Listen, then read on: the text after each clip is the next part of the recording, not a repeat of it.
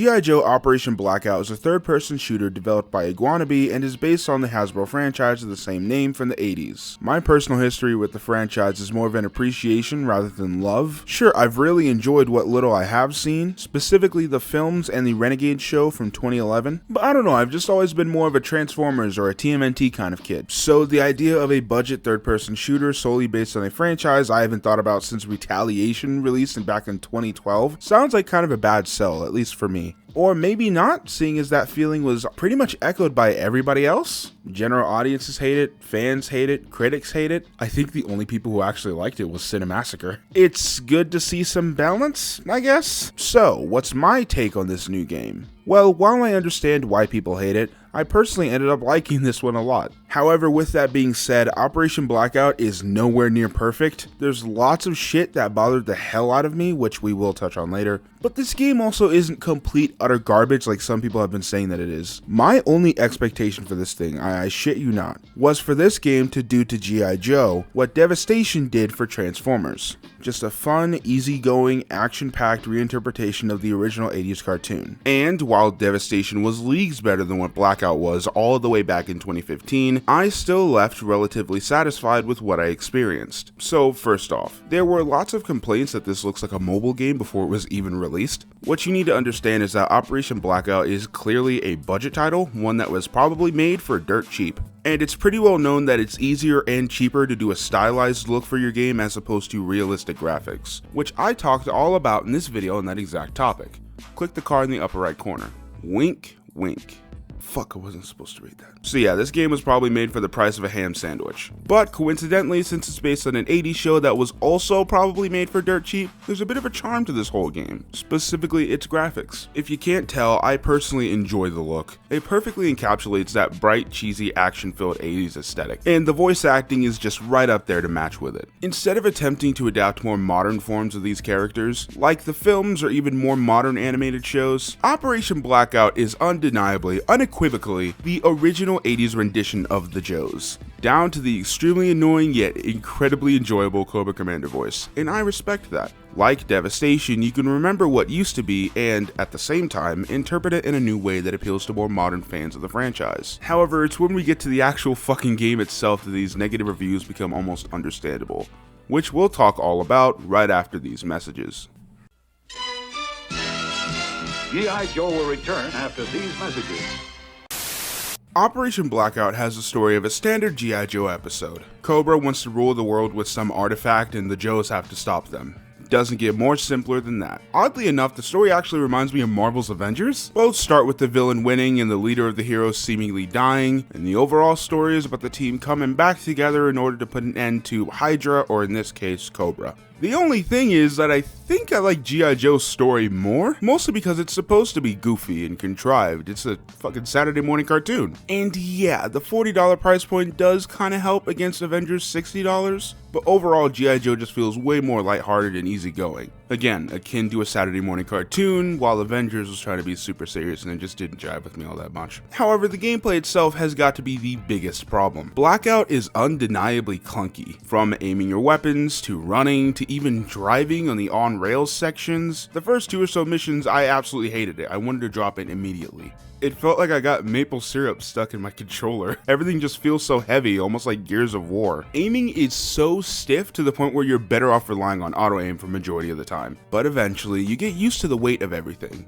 And the game even begins to be fun in its own right. There's lots of different weapons you can pick up on the field and abilities to keep the player feeling like they aren't underpowered. Every time I died, while it could definitely be blamed on the stiffness of the controls, or the sheer amount of enemies that they throw at you to act like the game is difficult, it also could have been blamed on my stupidity and lack of reflexes. There's a charm to the clunk, and once you get used to it, you realize that this game is actually pretty fun. Yeah, I've been known for forgiving clunky games before, but it's just that it's more about the fun, man. But like all great things, there's always something around the corner to fuck it up. Monotonous game design is undeniably the worst part of Operation Blackout. The campaign is basically split into a few select modes: Horde mode, boss fights, escort missions, and vehicle sections, and the rest of the game is usually a mashup of these aspects, but it's mostly just Horde mode. Survive until this timer ends, kill this many guys, kill this boss and a bunch of henchmen that don't stop coming like it's a Smash Mouth song, That is essentially the game, and I'm not surprised. I honestly expected that. It's a cheap game based on American soldiers. If I wasn't killing guys 80% of the time, I'd honestly be disappointed. But at least for me, the gameplay isn't the issue. The real problem is the lack of variety. The same 6 or so maps are used on rotation throughout the entire campaign. The 3 very short-lived vehicle missions are exactly the same, even down to having the same 3D tank model, except for a change of scenery. I swear, this ice base alone is used like 4 times. And it's this that will really kill the game for some, and all that Iguanabee had to do was have us do different things in these reused locations. Let us get into a vehicle on the field, battlefield style. Let us see different sides of the battle, or even just give us different goals. A covert mission here, an assassination there. Wait, I got it, my magnum opus. Snake Eyes on a snowmobile in the mountains with Arctic Fox.